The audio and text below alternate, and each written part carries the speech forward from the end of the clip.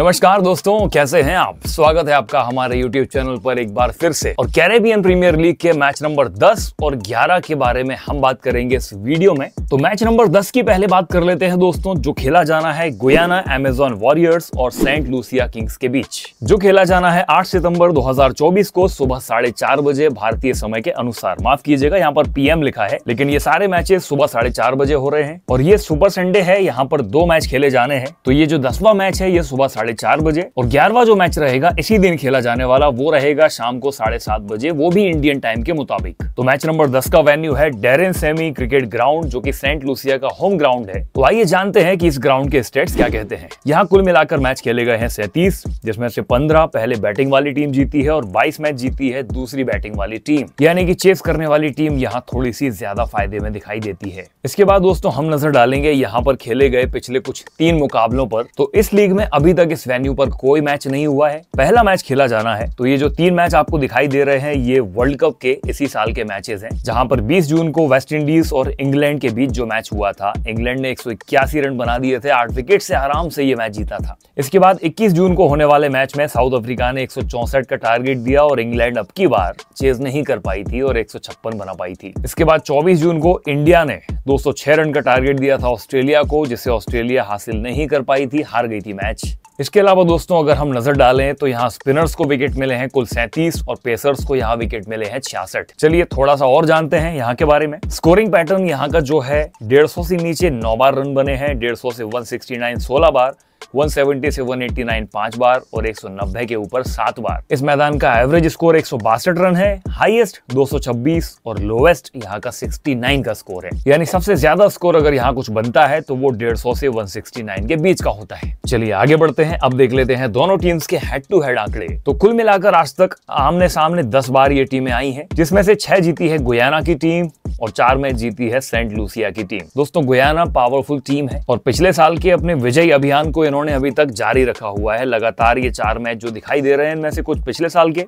और कुछ ये अभी इसी लीग के हैं। इसके अलावा सेंट लूसिया ने भी अभी तक इस लीग में बढ़िया परफॉर्म किया है, तो लिहाजा काफी इंटरेस्टिंग हो जाएगा ये मैच। देखना होगा कि कौन सी टीम किस पर भारी पड़ सकती है। तो पिछले 5 मुकाबलों पर अगर नजर डाली जाए तो गुयाना की टीम अपने पिछले 4 मैचों से अभी तक हारी नहीं है और सेंट लूसिया की टीम पिछले 5 में से 3 मैच जीती है। एक बार फिर आपको बता दूं, इनमें से कुछ मैच पिछले साल की लीग के हैं। चलिए आगे बढ़ते हैं, अब नजर डालते हैं सेंट लूसिया की टीम पर, जहां पर आपको दिखाई देंगे Faf du Plessis, Johnson Charles, Roston Chase, Bhanuka Rajapaksa, Akeem Auguste, Tim Seifert, Matthew Forde, David Wiese, Noor Ahmad, Khary Pierre और अल्जारी जोसेफ। चलिए अब इनमें से कुछ चुनिंदा खिलाड़ियों की बात कर लेते हैं जो इस मैच के की प्लेयर साबित हो सकते हैं। तो यहाँ सबसे पहले आपको दिखाई देते हैं फाफ डु प्लेसी, जो कि बहुत बड़ा नाम है T20 और इंटरनेशनल मैचेस में। आपसे माफी चाहूंगा, यहाँ पर इनका एक लास्ट स्कोर अपडेट नहीं हो पाया, जिस मैच में इन्होंने 16 बॉल में 28 रन बनाए थे। इसके पहले ये 2 रन बना पाए थे, लेकिन उसके पहले भी अगर आप पिछली 4 पारियां देखेंगे तो जबरदस्त आंकड़े आपको दिखाई देते हैं। टीम के कप्तान भी हैं और एक शानदार खिलाड़ी भी हैं, भरोसा रखना है आपको इस मैच के लिए इन पर। इसके बाद आते हैं जॉनसन चार्ल्स। तो पारी तो इन्होंने बढ़िया खेली थी, 46 बॉल में 47 बनाए थे, लेकिन जिस तरीके के ये बल्लेबाज हैं, ऐसा लगता है कि ये 46 बॉल में कम से कम 80 रन बना सकते थे, यानी कि थोड़ी सी धीमी पारी खेल रहे हैं। बट ठीक है, हो सकता है कि अगले मैच में कुछ तूफानी कर डालें, तो आप इन पर भी बिल्कुल भरोसा रखिए। इसके बाद आते हैं भानुका राजपक्षा। खिलाड़ी ये भी जबरदस्त है, पिछले 5 मैचों में कुछ बड़ी बड़ी पारियां आपको दिखाई देंगी। 35 बॉल में 68, 34 में 82 और 15 बॉल में 35। स्ट्राइक रेट भी बड़ा खतरनाक है। बस पिछला मैच इनके लिए कुछ खास नहीं घटा, तो फिर भी मैं यही कहूंगा कि इन पर भरोसा पूरा किया जाएगा। इसके बाद आते हैं टिम साइफर्ट। तो पिछले मैच में इन्होंने 11 बॉल में 26 की एक नॉट आउट पारी खेली थी और अपनी टीम को जिता कर ले गए। इसके पहले भी इन्होंने 27 बॉल में 64 की पारी खेली थी। तो ये खिलाड़ी, इसको तो मैं मतलब शुरू से ही as a favourite player treat करता हूँ, बट फेवरेट होने की वजह से नहीं, लेकिन फिलहाल इनकी 2 पारियां देखकर इन पर भरोसा बिल्कुल आप भी कीजिए, मैं भी करूंगा। चलिए आगे बढ़ते हैं, अगले खिलाड़ी हैं डेविड वीजे। तो इन्हें बैटिंग का तो चांस खैर पिछले मैच में नहीं मिल पाया, जरूरत ही नहीं पड़ी बैटिंग करने की, लेकिन बॉलिंग इन्होंने की थी। 3 ओवर में 20 रन इन्होंने दिए थे और 1 विकेट इनको हासिल हुआ था, लिहाजा ये खिलाड़ी टीम में काफी इंपॉर्टेंट रोल प्ले करता है। इसके बाद अगले खिलाड़ी हैं मैथ्यू फोर्ड। तो एवरेज प्लेयर है फिलहाल ये टीम के, एक ऑलराउंडर के तौर पर ये दोनों जगह फिलहाल कोई खास कंट्रीब्यूशन नहीं दे पा रहे हैं, तो उम्मीद की जा सकती है, बाकी चांस थोड़ा सा कम रहेगा। इसके बाद आते हैं नूर अहमद, जो कि पिछले मैच के हीरो उभर कर सामने आए थे, और अगर ये कहा जाए कि इनका बहुत बड़ा कंट्रीब्यूशन रहा है टीम की जीत में, तो इस बात में कोई शक नहीं होगा। 4 ओवर में इन्होंने 118 रन दिए, यानी कि काफी किफायती गेंदबाजी की और 3 विकेट हासिल किए। तो अब लग रहा है कि ये नूर अहमद वापस आ चुके हैं, जिनको हम जानते हैं, जो अक्सर ऐसे कारनामों के लिए अपनी पहचान बनाकर रखते हैं। भरोसा कीजिए, इन पर अच्छे साबित हो सकते हैं इस मैच में। इसके बाद अलजारी जोसेफ, बस इनकी थोड़ी सी कसर बाकी है। पिछला मैच इनके लिए बिल्कुल भी खास नहीं रहा था, 11 की इकोनॉमी से इन्होंने रन्स लुटाए थे, बट अभी थोड़ा बहुत कुछ ठीक देखने को मिला है। 4 ओवर में 33 दिए इन्होंने और 1 विकेट इनको मिला, बट हम उम्मीद करते हैं कि इससे बेटर इनको करना पड़ेगा। तो दोस्तों, ये थी सेंट लूसिया किंग्स की टीम। अब आगे चलते हैं, बात करेंगे गुयाना अमेजन वॉरियर्स की, जहां पर आपको दिखाई देंगे Gudakesh Motie, Rahmanullah Gurbaz, Shai Hope, Dwaine Pretorius, Azam Khan, Shimron Hetmyer, Romario Shepherd, Keemo Paul, Shamar Joseph, J Elvin Sinclair और इमरान ताहिर। चलिए अब इनमें से भी हम कुछ की प्लेयर्स की बात करें, तो सबसे पहले आते हैं शिमरन हेटमेयर, जिनको हमने भयानक कोसा है, क्योंकि 4-5 मैचों में फ्लॉप होने के बाद फिर अचानक से एक मैच में फॉर्म में आने की इनकी जो आदत है, ये अभी तक गई नहीं है। तो ऐसा ही कुछ कारनामा इन्होंने दिखाया, 39 बॉल में 91 रन ठोक डाले, जिसकी बदौलत इनकी टीम 266 जैसा आंकड़ा छू पाई, जिसमें सबसे इंपॉर्टेंट रोल इन्हीं का रहा। बट मैं तो फिर भी अभी भी कहूंगा कि 50-50 श्योर हूं इनके बारे में। इनकी जो हिस्ट्री है वो यही बताती है, बट अगर इस पारी की तारीफ की जाए तो ये खिलाड़ी इस टीम के लिए इंपॉर्टेंट है, इसीलिए आप भरोसा कर सकते हैं। अगले आते हैं रहमानुल्लाह गुरबाज। तो फाइनली ये भी अपने उसी फॉर्म में आ चुके हैं जो वर्ल्ड कप में हमने देखा था। पिछले मैच में इन्होंने 14 बॉल में 20 बनाए, लेकिन रिसेंट जो पारी खेली है 37 बॉल में 69 रन इन्होंने बना दिए। तो अफगानिस्तान के दोनों ही प्लेयर्स इस मैच में फॉर्म में आ गए हैं, तो अब और इंटरेस्टिंग होगा इनको देखना कि अगले मैच में ये क्या कारनामा करने वाले हैं। मेरा तो भरोसा इनके साथ रहेगा। इसके बाद अगले हैं शाय होप। खिलाड़ी बहुत बड़ा है, पिछला मैच कुछ खास नहीं रहा हो, लेकिन भरोसा पूरा जताया जाएगा और कुछ अच्छा कारनामा इनकी तरफ से देखने को मिलना ही है। इसके बाद आते हैं ड्वेन प्रिटोरियस।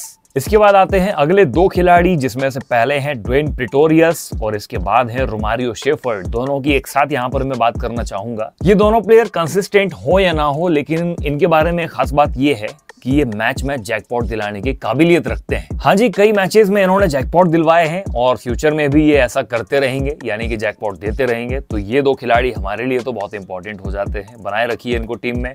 फॉर्म अगर देखेंगे तो यहाँ पर आपको कुछ बड़ा नहीं दिखेगा। बीच बीच में 1-2 मैच में अचानक से फॉर्म में आते हैं और मैच का पासा पलट के रख देते हैं। इसका रीजन ये भी हो सकता है कि ये नीचे बैटिंग करने आते हैं, तब तक थोड़ा सा फ्री माइंड हो जाते हैं, या फिर उस टाइम हिटिंग का चांस जो होता है उस वजह से ये ताबड़तोड़ पारी खेल जाते हैं। चलिए आगे बढ़ते हैं। कीमो पॉल की हम बात करेंगे, तो इनकी तारीफ तो हम दोनों डिपार्टमेंट्स में कर सकते हैं। बैटिंग में इन्होंने 14 बॉल में 38 बनाए, बॉलिंग में इन्होंने 2 ओवर में भले ही 34 रन दिए। हालांकि वो पिच ऐसी थी कि जहां पर हर बॉलर पिटाई खा रहा था, दोनों तरफ से हाई स्कोर देखने को मिला था, बट फिर भी 2 विकेट इनको हासिल हुए। इसके पहले वाले मैच में भी इन्होंने किफायती गेंदबाजी की थी, 4 ओवर में 18 दिए थे। तो इन पर आप भरोसा कीजिए, अच्छे खिलाड़ी हैं। अगले आते हैं गुदाकेश मोटी। इनकी गेंदबाजी की फिर एक बार हम तारीफ कर लेते हैं। 4 ओवर में इन्होंने 34 रन दिए और 3 विकेट्स भी हासिल किए। इसके पिछले मैच में भी 3 विकेट लिए थे, यानी कि 2 मैच में 6 विकेट ले चुका है ये खिलाड़ी। इस वजह से टीम के लिए ये भी इंपॉर्टेंट हो जाता है।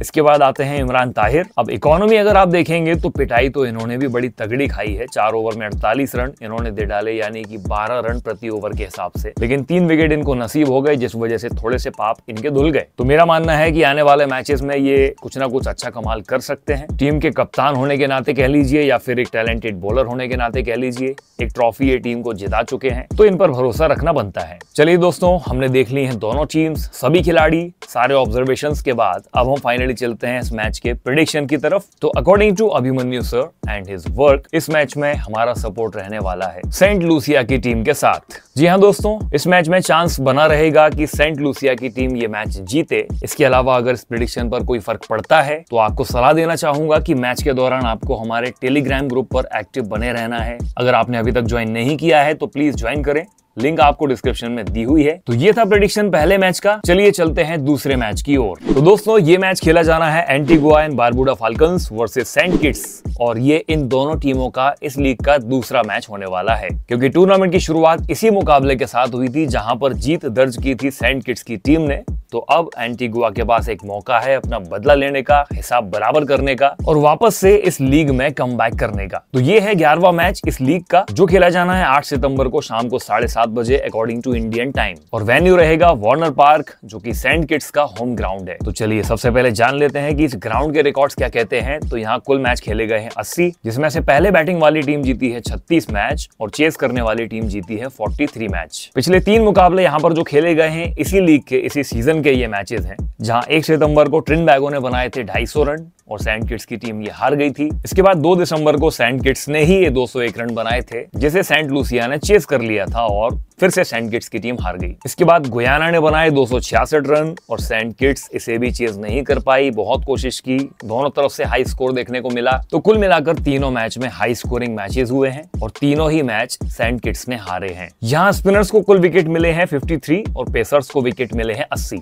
यानी कि पेसर्स के लिए ये पिच थोड़ी सी ज्यादा फायदेमंद है। चलिए दोस्तों आगे चलते हैं, स्कोरिंग पैटर्न देख लेते हैं। 150 से नीचे 24 बार यहाँ पर रन्स बने हैं, 150 से 169 28 बार, 170 से 189 11 बार और 190 के ऊपर 17 बार। बट यहाँ भी कंक्लूजन यही निकलता है पिछले सारे मैचेस को देखते हुए कि अब पिछले 3-4 मैच जो कि बहुत हाई स्कोरिंग मैचेस हुए हैं, इस वजह से ये नंबर अब थोड़ा सा बढ़ता चला जा रहा है। पिच एकदम फ्लैट हो चुकी है, बैट्समैन के लिए बहुत ईजी हो चुका है वहां पर स्कोर करने का। तो काफी इंटरेस्टिंग मैच होने की उम्मीद है।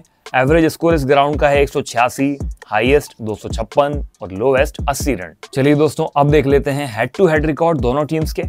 तो कुल मिलाकर एक ही मैच, इसी लीग का पहला मैच, जैसे कि मैंने आपको बताया, वही खेला गया दोनों टीम्स के बीच और वही जीता था सेंट किट्स की टीम ने। तो मैंने कहा कि एंटीगुआ की टीम अब बदला लेना चाहेगी इस मैच में इस हार का। इसके अलावा एंटीगुआ ने अपना पिछला मुकाबला भी जीत लिया है। शुरू से अभी तक ये लगातार मैच हार रहे थे और सेंट किट्स अपने पिछले 3 मैच लगातार हार कर यहाँ पर आई है। लिहाजा अब की बार एंटीगुआ का पलड़ा और कॉन्फिडेंस थोड़ा सा भारी रहने वाला है सेंट किट्स के ऊपर। चलिए दोस्तों अब हम नजर डालते हैं दोनों ही टीम्स के प्लेयर्स पर। तो सबसे पहले बात करेंगे एंटीगुआ की टीम की, जहां आपको दिखाई देंगे Fakhar Zaman, Teddy Bishop, Kofi James, Joel Andrew, Sam Billings, Imad Wasim, Chris Green, Roshon Primus, Fabian Allen, Shamar Springer and Mohammad Amir. अब इनमें से बात करेंगे हम कुछ चुनिंदा खिलाड़ियों की, जहां सबसे पहले आते हैं फखर जमान। अच्छी शुरुआत की थी लीग की, इन्होंने पहले मैच में 40 बनाए थे। इसके बाद अगले 2 मैचों में कुछ बहुत बड़ी पारी नहीं खेल पाए थे, लेकिन फिलहाल रिसेंट मैच में इन्होंने 26 बॉल में 38 बनाकर हमारी बात को सही साबित कर दिया। मतलब दोस्तों कभी कभी ऐसा लगता है ना कि हम एक नाचीज यहाँ पर बैठकर वीडियो बना रहे हैं और प्लेयर्स तक हमारा मैसेज पहुंच जाता है। इनसे शिकायत ये थी कि ये थोड़ी सी स्लो पारी खेल रहे थे, उसे थोड़ा सा फास्ट करना था और इन्होंने ऐसा कर दिया पिछले मैच में। इसके बाद अगले आते हैं जोएल एंड्रयू,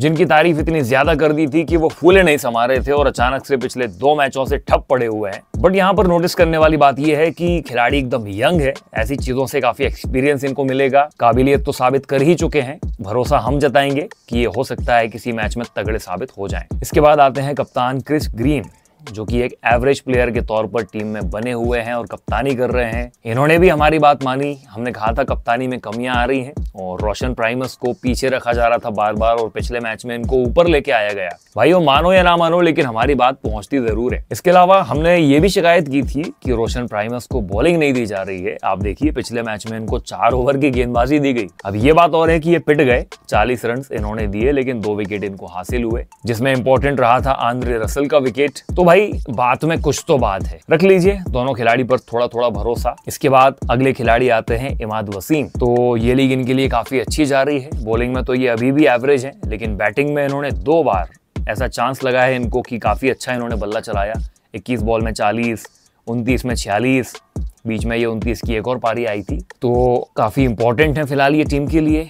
दोनों डिपार्टमेंट्स में से कहीं ना कहीं इनका कंट्रीब्यूशन डेफिनेटली आपको मिलने वाला है। और अगले खिलाड़ी आते हैं फेबियन एलन, जिनकी मैंने पिछले वीडियो में थोड़ी सी बुराई कर दी थी कि ये अपने असली रूप में अभी तक आए नहीं, और इन्होंने भी हमारी बात सुनी और अचानक से मैच में एक गजब का कारनामा कर बैठे। 3 ओवर की गेंदबाजी करी, जिसमें सिर्फ 23 रन इन्होंने दिए और 3 विकेट्स इन्होंने हासिल कर लिए। तो भाई शेर सो रहा था, अब जाग चुका है, इसीलिए अब इस पर भरोसा करना हक से बनता है। अगले आते हैं शामर स्प्रिंगर। इन्होंने लगभग 7 की इकोनॉमी से रन दिए, 4 ओवर में 31, सफलता मिली 1। शुरुआती 2 मैच इनके लिए काफी अच्छे रहे थे, लेकिन अभी के ये 2 मैच इनके लिए कुछ खास नहीं रहे हैं। लेकिन जिस हिसाब के ये गेंदबाज हैं, ये किसी भी मैच में कमबैक कर सकते हैं और बहुत भारी पड़ सकते हैं सामने वाली टीम पर। इसके बाद आते हैं मोहम्मद आमिर। इनकी भी पिछले 3 मैचों से गजब की कुटाई हो रही थी। हर मैच में कभी 10 के इकोनॉमी से, कभी 12 की इकोनॉमी से ऐसे इन्होंने रन लुटाए। कोई विकेट इनको नसीब नहीं हुआ था, लेकिन फिलहाल पिछले मैच में थोड़ा सा कमबैक देखने को मिला। 4 ओवर में 24 रन दिए और 1 विकेट इनको हासिल हुआ।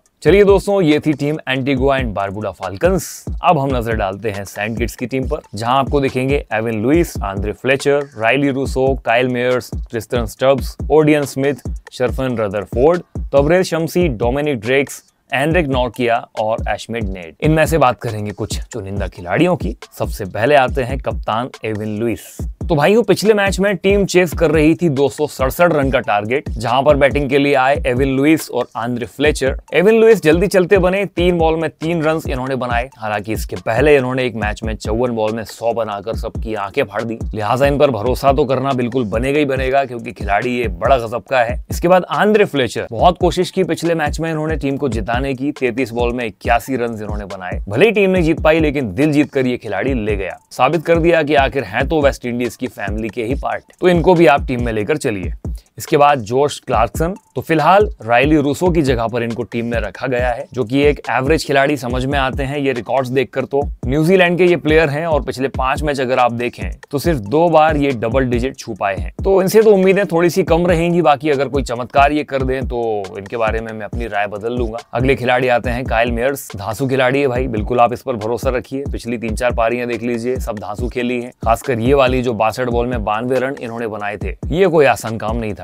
इसके बाद बॉलिंग में जरूर कुछ खास नहीं है, 10 की इकोनॉमी से रन लौटाए। इसके पहले भी लगभग 9 की इकोनॉमी से दिए थे, but as an allrounder team में इनकी जगह काफी इंपॉर्टेंट है, इनको लेके चलते हैं।